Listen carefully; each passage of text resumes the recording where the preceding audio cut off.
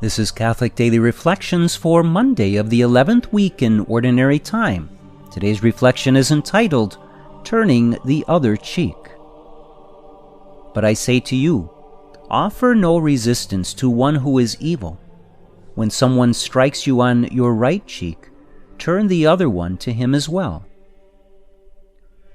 This is a hard teaching to embrace. Did Jesus really mean this?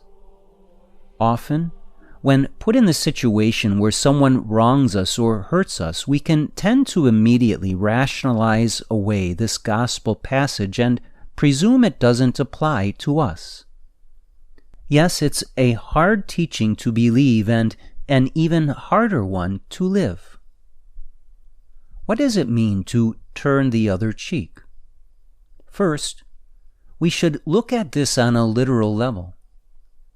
Jesus did mean what he said. He is the perfect example of this. Not only was he slapped on the cheek, he was also brutally beaten and hung on a cross. And his response was, "Father, forgive them. They know not what they do." Therefore, Jesus does not call us to do anything that he himself was not willing to do. Turning the other cheek does not mean that we need to cover up another's abusive actions or words. We ought not pretend that they have done nothing wrong. Jesus himself, in forgiving and in asking the Father to forgive, acknowledged the grave injustice he received at the hands of sinners. But the key is that he did not allow himself to be drawn into their malice. Oftentimes, when we feel like another flings mud at us, so to speak, we are tempted to fling it right back. We are tempted to fight and push the bully back. But the key to overcoming the malice and cruelty of another is to refuse to be drawn down into the mud. Turning the other cheek is a way of saying that we refuse to degrade ourselves to foolish bickering or arguing. We refuse to engage irrationality when we encounter it. Instead, we choose to allow another to reveal their malice to themselves and to others by peacefully accepting it and forgiving.